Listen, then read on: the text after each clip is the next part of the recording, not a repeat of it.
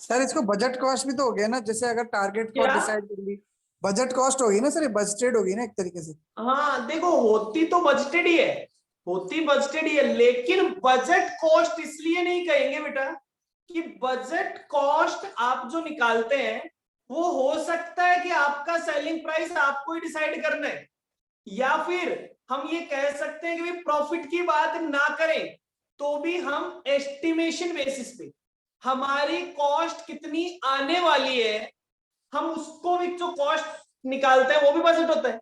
तो बोले फ्यूचर के लिए जब आप किसी भी तरीके की कॉस्ट कैलकुलेट करते हो तो आप उसे बजटेड बोल सकते हो, लेकिन टारगेट कॉस्ट वो है जो आपने एक स्पेसिफिक लेवल सेट किया है, नॉट रिक्वायरमेंट सेट की है। आपने ये नहीं कहा कि इस प्रोडक्ट को बनाने की कॉस्ट इतनी लगेगी, आपने ये कहा है इस प्रोडक्ट को बनाने की कॉस्ट इतनी लगनी चाहिए, इस प्रोडक्ट को बनाने की कॉस्ट इतनी ही लगनी चाहिए। मैं और इसको वर्ड देता हूं, इतनी ही लगनी चाहिए। एक पर्सन कहता है साहब एक प्रोडक्ट को बनाने की कॉस्ट 100 रुपए आती है, मैं कहता हूं साहब उसको बनाने की कॉस्ट 80 आनी चाहिए। तो ये 80 क्या है? ये 80 है टारगेट कॉस्ट कि साहब 80 में उस प्रोडक्ट को बनाना है। तो ये 80 क्या कहलाता है? ये 80 कहलाता है टारगेट कॉस्ट। आती थी 100, ये मुझे पता है कि उस प्रोडक्ट को बनाने की कॉस्ट 100 आती है या आएगी, तो वो मेरी बजटेड होगी। अब है तो ये भी बजटेड, लेकिन ये कौन सी बजटेड है? That is target cost. इसको मैं क्या कह दूंगा कि साहब 80 में मुझे प्रोडक्ट बनाना है। तो मैं वापस से कहता हूं कि target cost is a level of cost. Target cost cost का वो लेवल है which should be achieved to achieve target profit. कि टारगेट प्रॉफिट को अर्न करने के लिए आपको टारगेट कॉस्ट पे प्रोडक्ट को पूरा करना पड़ेगा, तब जाके आपको टारगेट प्रॉफिट अचीव हो पाएगा। क्लियर? अब यही चीज हम क्वेश्चन के साथ समझते हैं। भैया सिंपल सा टारगेट कॉस्ट का मतलब अगर आपको केवल बोला जाए तो जितनी कॉस्ट में प्रोडक्ट बन जाना चाहिए वो टारगेट कॉस्ट होती है साहब। हमने हमारा टारगेट प्रॉफिट कमाने के लिए जो कॉस्ट प्रोडक्ट की आनी चाहिए, आती है उससे मतलब नहीं है, जो कॉस्ट आनी चाहिए that is called target cost. Clear? अब इसी चीज को निकालने के अलग अलग तरीके के, वो केवल फर्क क्या है? कॉन्सेप्ट हमेशा एक ही रहेगा, केवल क्वेश्चन की लैंग्वेज का फर्क हो सकता है कि क्वेश्चन की लैंग्वेज के हिसाब से हम कोई और तरीके से सॉल्यूशन करें। हर सॉल्यूशन में आपको कॉन्सेप्ट अंडरलाइन एक ही दिख रहा होगा कि इस प्रोडक्ट को बनाने की कॉस्ट कितनी आनी चाहिए। क्लियर? डन? क्वेश्चन करना स्टार्ट करें, क्वेश्चन से ही समझेंगे। कॉन्सेप्ट इतना ही था केवल कि टारगेट कॉस्ट का मतलब क्या होता है। अगर आपको मतलब क्लियर है तो क्वेश्चन पहले के जैसा ही दिखेगा, जैसे आज तक आपने कॉस्टिंग के क्वेश्चन किए हैं वैसा ही ये वाला कॉस्टिंग का क्वेश्चन होने वाला है। फटाफट से निकाले question number 1। Question number 1 target costing, question number 1।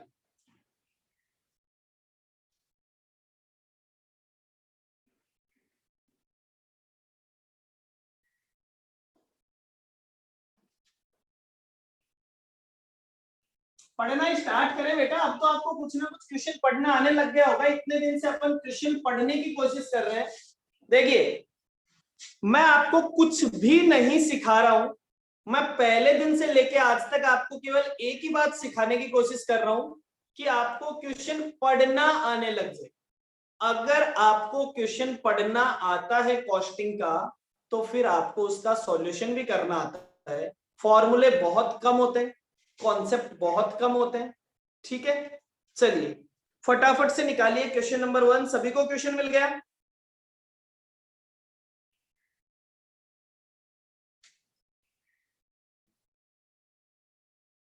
Shefali yes sir.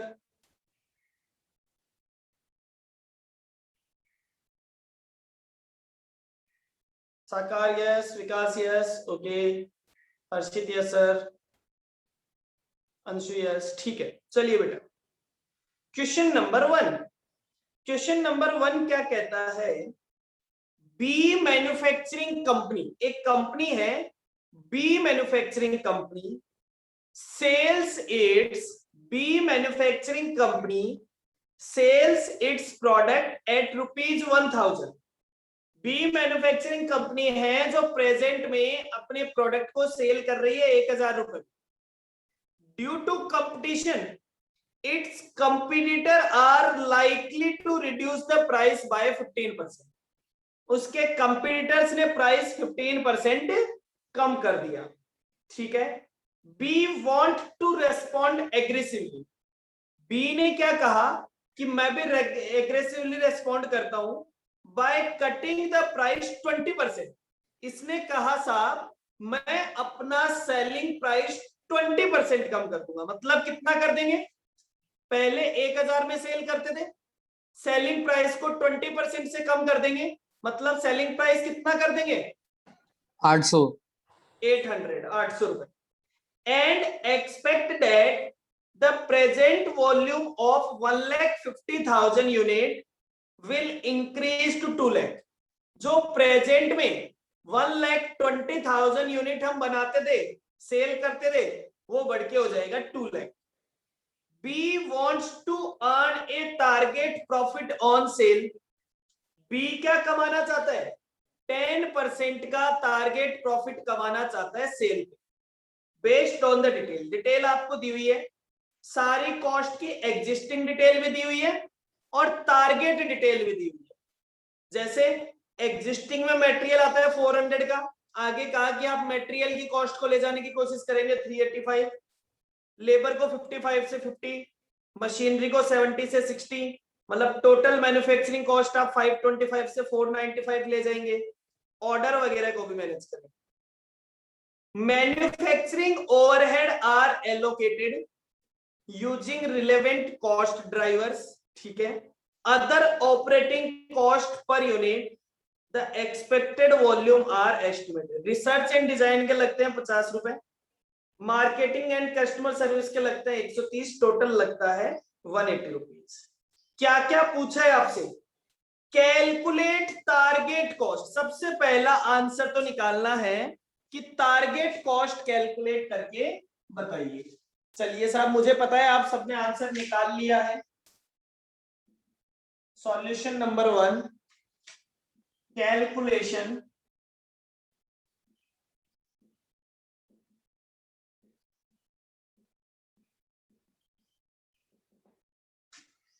Calculation of target cost.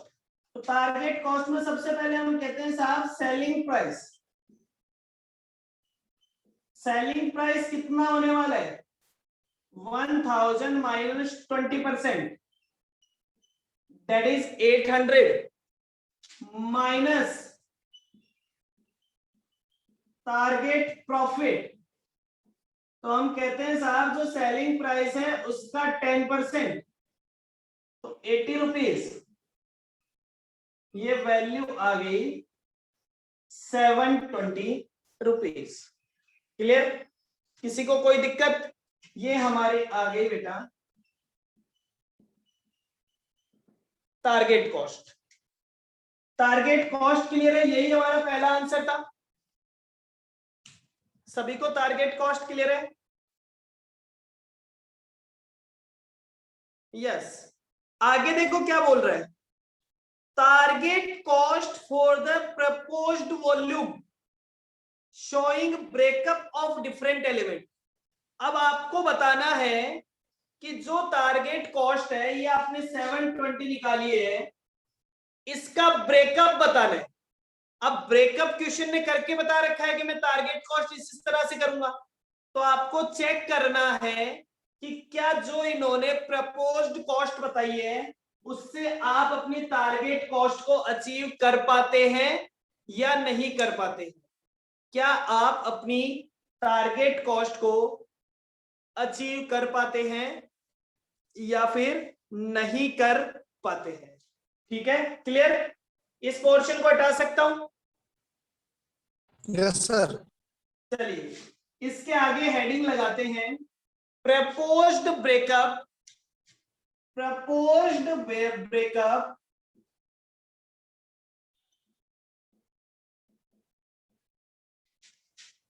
Of target cost. ठीक है साहब, सबसे पहले डायरेक्ट मटेरियल,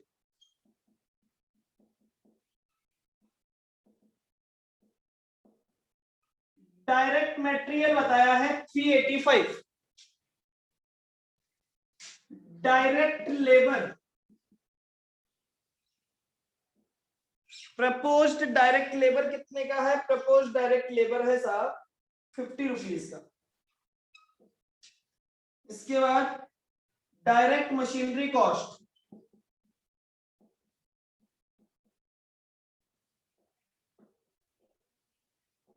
मशीनरी कॉस्ट है 60, तो टोटल हो गया 495। डायरेक्ट इतना बात आपको बता रखा था, अगर ये कोई नॉर्मल प्रॉफिट कैलकुलेशन का क्वेश्चन होता तो मैं सीधा 495 ही ले लेता, बट क्वेश्चन ने कहा था क्या बताने के लिए? क्वेश्चन ने कहा था ब्रेकअप बताने के लिए हर एलिमेंट का, तो इसलिए हम पूरा एलिमेंट वाइज ब्रेकअप लिख रहे हैं। ठीक है, आगे ये कहता है बेटा मैन्युफैक्चरिंग ओवरहेड,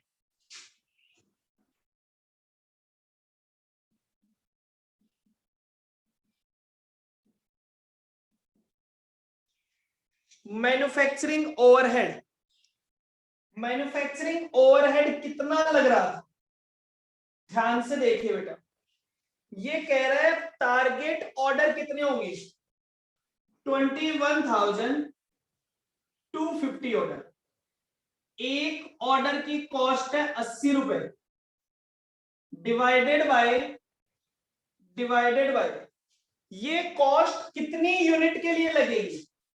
अब बेटा बनने वाली है 2 लाख यूनिट, तो बताओ मैन्युफैक्चरिंग ओवरहेड कितना आ जाएगा पर यूनिट? 8.5। 8.50। फिर मैन्युफैक्चरिंग ओवरहेड में, सॉरी ये मैन्युफैक्चरिंग ओवरहेड में 8.50 मैं यहां लिख देता हूं वापस से, सारे ही ओवरहेड है। ये हो गई ordering cost 21,250 multiplied by 80 divided by 2 lakh. चलिए, फिर बोलता है testing cost,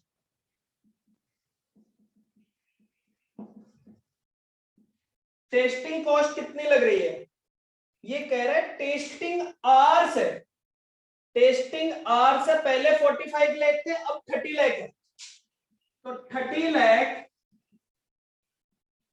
multiplied by 2 divided by 2 lakh कितना आ गया? 30 रुपए। 30 रुपए। रीवर्क कॉस्ट, रीवर्क कॉस्ट कितना? 100 रुपए पर यूनिट का पहले, अब 13,000 टाइम्स करना पड़ेगा। 13,000 multiplied by 100 divided by 2 lakh कितना हो गया? 6.5। 6.5। ये आ गई बेटा टोटल प्रोडक्शन कॉस्ट।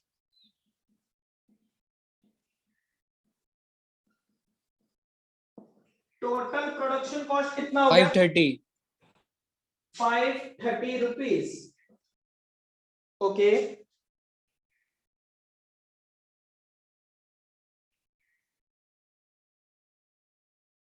फाइव 40 आएगा। चेक करो बेटा, ये शायद गलत बताया है। 540 आएगा सर। सर 540 है। 540 बिल्कुल ठीक है, अब सही है। प्लस प्लस कुछ और कॉस्ट भी बता रखी है, other operating cost.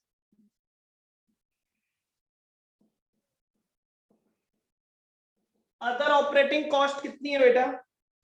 Other operating cost है research and design, research and design के है 50 रुपीज, और मार्केटिंग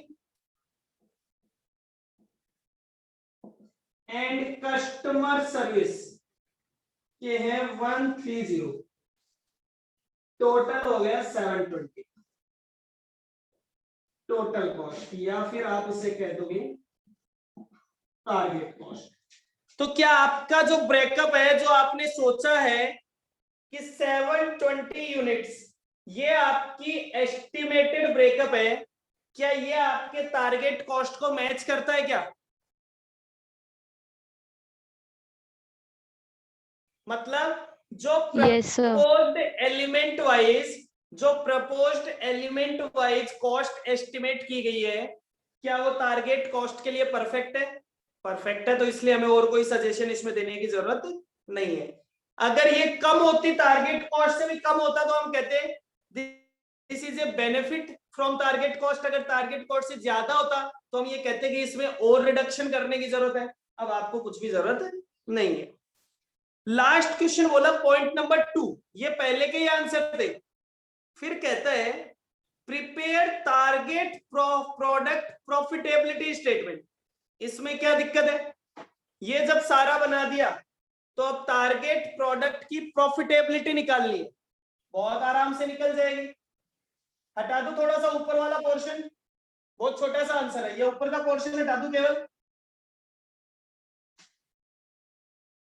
आप चाहे तो एक काम कर सकते हैं, या तो इन सारी कॉस्ट को 2 लाख से मल्टीप्लाई कर दीजिए और सेल भी 2 लाख की निकाल दीजिए, प्रॉफिट ऑटोमेटिकली आ जाएगा। एक दूसरा तरीका और है। दूसरा तरीका क्या है? टारगेट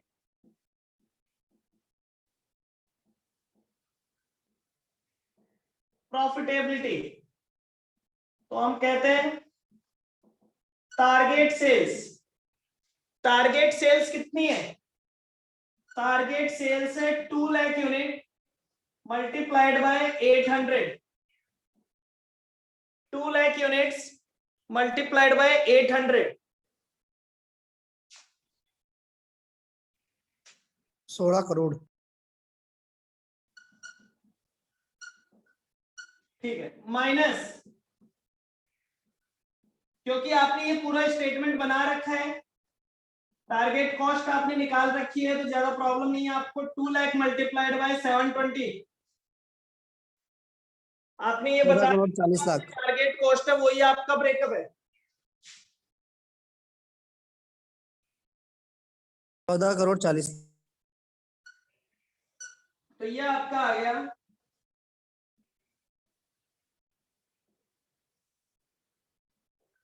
1 करोड़ 60 लाख। डन। ये लो सर। सर इसमें अपन ने जो टारगेट प्रॉफिट निकाला था 10%, 80 से इंटू कर देंगे ना डायरेक्ट? 10% ही है बिल्कुल, सर तो डायरेक्ट सीधा इंटू 80 कर से देंगे इंटू तो? कर दो, लेकिन इन्होंने कहा भाई स्टेटमेंट बनाओ, तो हमने स्टेटमेंट बना दिया, sale minus cost profit. Okay sir. ठीक है, प्रॉपर। और भी कोई लंबा करना चाहिए भाई, किसी के पास खूब टाइम है, तो जितना आपने ये ब्रेकअप वाला बनाया था, इसके सारे आइटम्स को 2 लाख से मल्टीप्लाई कर दीजिए, फिर लिख दीजिए सेल्स, तो ऑटोमेटिकली प्रॉफिट यही रह जाएगा। ठीक है, ऐसा भी कर सकते हैं, बट हमने पूरा स्टेटमेंट पहले यूनिट वाइज बना दिया, तो अब दोबारा पूरा स्टेटमेंट बनाने की जरूरत नहीं है। क्लियर है सभी को पूरा क्वेश्चन?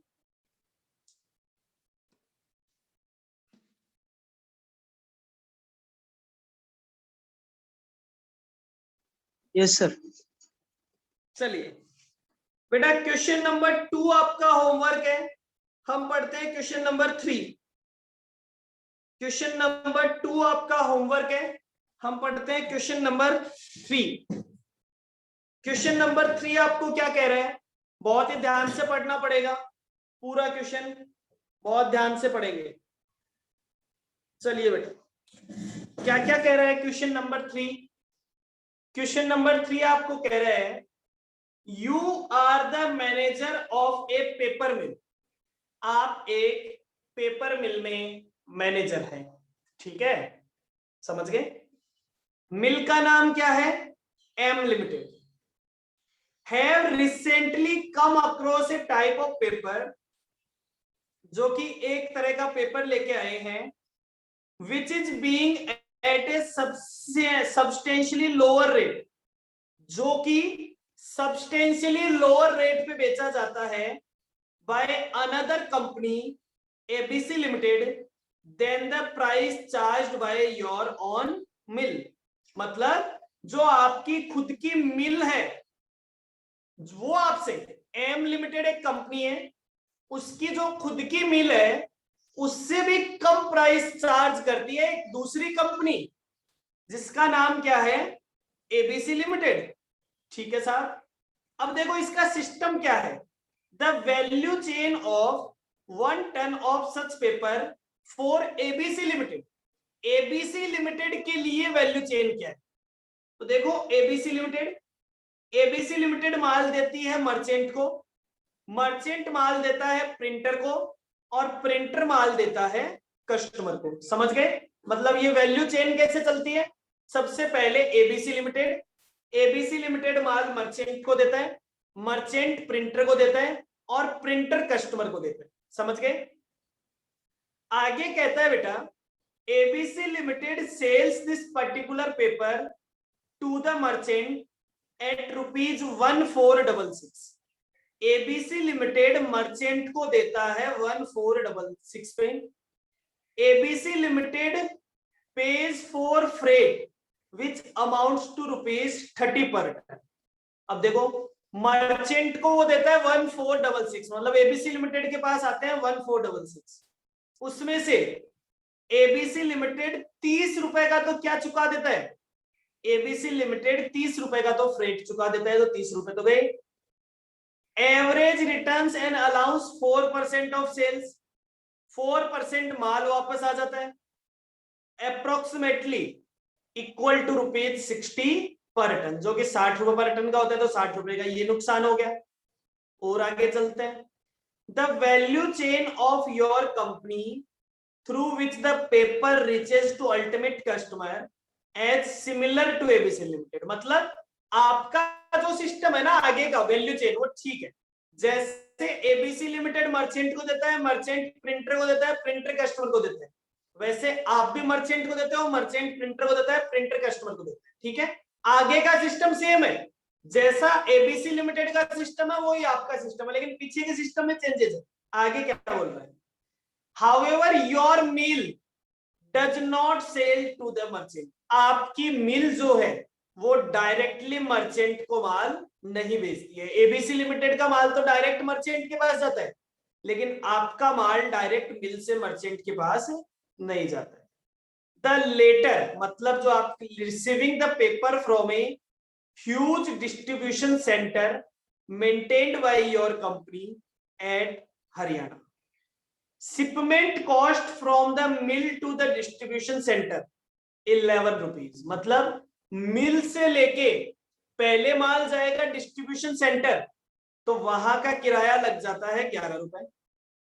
फिर कहते हैं operating cost of the distribution centre, distribution centre में ऑपरेटिंग कॉस्ट लग जाती है 25।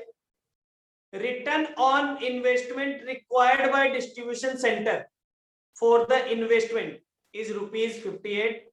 You are required to compute the mill manufacturing cost for the particular paper for your company.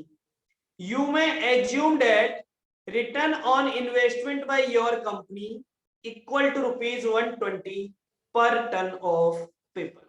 ये लो साहब। तो ये क्या कहना चाहते हैं, कोई मुझे ये क्वेश्चन शॉर्टकट में समझा सकता है क्या?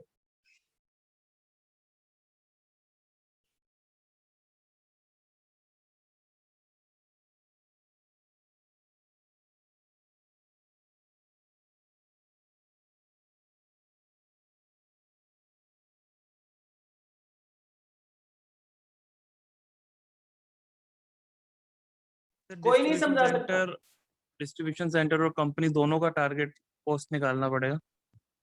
नहीं, टारगेट कॉस्ट ना तो डिस्ट्रीब्यूशन सेंटर का निकालना है, ना टारगेट कॉस्ट कंपनी का निकालना है, टारगेट कॉस्ट तो मिल का निकालना है। पूछ रखा है बेचारे ने, compute the target cost for the mill. Sir दोनों की कॉस्ट को कंपैरिजन कर लेंगे, किसकी कॉस्ट सही आ रही, ज्यादा आ रही, कम आ रही। अच्छा, एबीसी नहीं लिमिटेड और नहीं, मिल ऐसी बात भी नहीं है। चलो मैं समझाता हूं, मेरे साथ देखिए।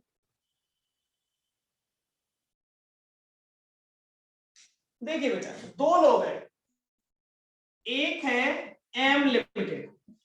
एम लिमिटेड मतलब हमारी कंपनी,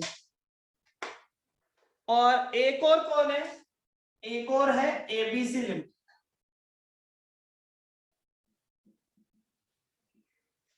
ये एबीसी लिमिटेड की मिल है, ठीक है, मैं यहां लिख देता हूं, ये है एबीसी लिमिटेड, ये एबीसी लिमिटेड की मिल है, ठीक है।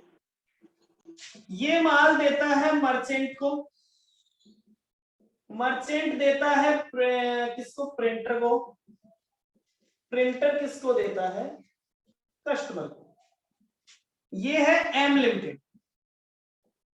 एम लिमिटेड माल देता है मर्चेंट को, मर्चेंट माल देता है प्रिंटर को, प्रिंटर माल देता है कस्टमर को। मतलब ये प्रोसेस दोनों में सेम है, ठीक है। अब एबीसी लिमिटेड है, वो इसको माल देता है 1466 में, और 1466 में देने के लिए सिस्टम क्या है उसका, उसका सिस्टम है बेटा कि ये माल यहां से निकलता है और इसके पास आ जाता है। इसमें उसका फ्रेट का खर्चा आता है 60 रुपए, और उसके यहां रिटर्न आता है, सॉरी फ्रेट का खर्चा आता है 30 रुपए, और जो माल रिटर्न आता है वो माल रिटर्न आ जाता है 60 रुपीज का। क्लियर? हाँ जी, इस बात में कोई दिक्कत? अब समस्या क्या है, मेरी जो मिल है, मेरा सिस्टम क्या है, हमारी जो मिल है वो मिल डायरेक्टली मर्चेंट को माल नहीं बेचती, वो पहले माल रखती है एक डिस्ट्रीब्यूशन सेंटर पे, और उस डिस्ट्रीब्यूशन सेंटर से माल किसको भेजती है, मर्चेंट को।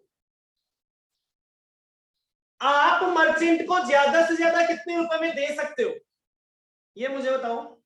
आप मर्चेंट को ज्यादा से ज्यादा कितने रुपए में दे सकते हो, मुझे ये वाली कॉस्ट निकालनी है, ये मेरी टारगेट कॉस्ट। मर्चेंट को हम ज्यादा से ज्यादा कितने रुपए में दे सकते हैं,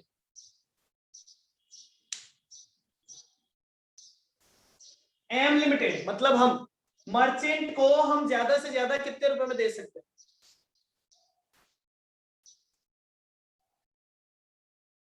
1466। क्योंकि बेटा 1466 से ज्यादा में दोगे तो वो किससे खरीदेगा, वो एबीसी लिमिटेड से खरीदेगा। अब यहां से यहां का खर्चा फ्रेट कितना लगेगा आपका, 30 रुपीज। जैसे एबीसी लिमिटेड का लग रहा है मर्चेंट के पास भेजने का, वैसे ही आपने कहा आपका भी लगेगा। रिटर्न, क्योंकि उसने कहा था उसका आगे का सिस्टम सेम है, रिटर्न आपका भी रिटर्न का खर्चा कितना आएगा, 60 रुपए, ठीक है साहब।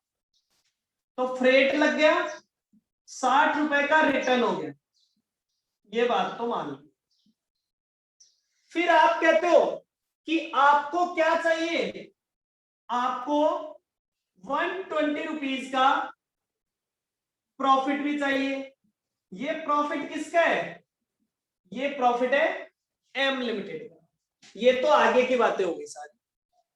डिस्ट्रीब्यूशन सेंटर, डिस्ट्रीब्यूशन सेंटर की operating cost,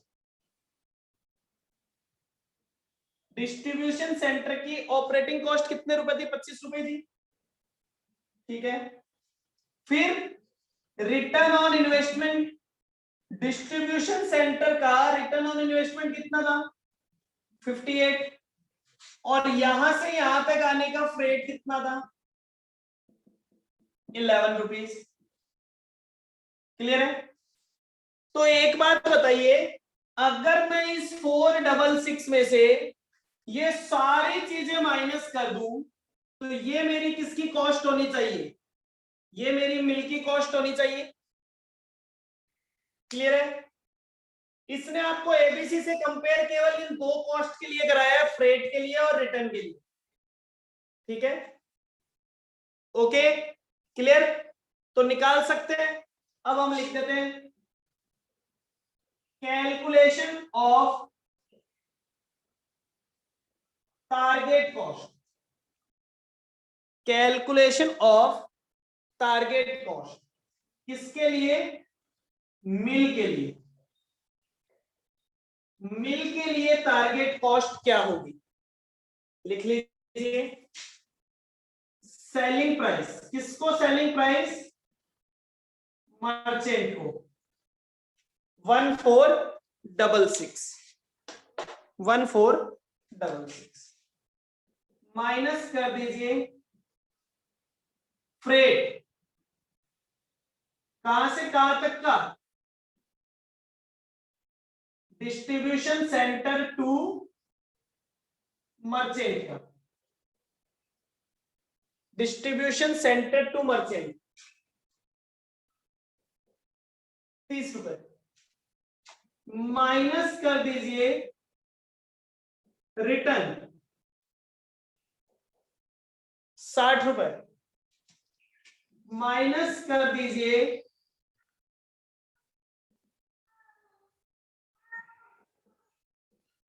return on investment of M limited. M limited कमाना चाहता है 120। माइनस कर दीजिए operating cost of distribution centre 25। माइनस कर दीजिए return on investment of distribution centre 58 और माइनस कर दीजिए फ्रेट। कहां से कहां तक का? मिल टू डिस्ट्रीब्यूशन सेंटर 11 रुपीज। ये आ जाएगी टारगेट कॉस्ट। कितनी आती है? 1162। हाँ, 1162। कितना? 1162। 1162। ये लीजिए, बस इतना सा क्वेश्चन। क्लियर है? ये पूरा सॉल्यूशन है, समझ लेना। पूरा डायग्रामेटिक है आपके पास, पूरा सिस्टम बना हुआ है। इस पूरी चीज को आपको सर? समझना। हाँ बेटा। सर ये आपने फ्रेट के नीचे क्या लिखा है? ये यहाँ पे लगा मिल टू नहीं सर, डिस्ट्रीब्यूशन ऊपर वाला ये selling price merchant minus freight, ये ऊपर ऊपर ऊपर देखो, जिसके सबसे नीचे पहले लिखा है selling price minus freight. Freight में क्या लिखा है? Distribution centre to merchant. ये वाला फ्रेट है, ओके सर, डिस्ट्रीब्यूशन सेंटर से मर्चेंट तक जाने का।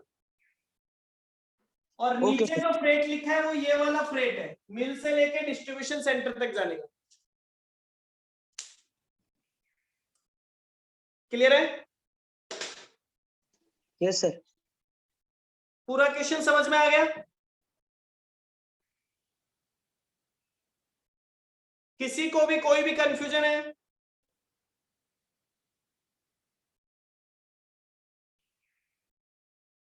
पक्का कोई कंफ्यूजन नहीं है?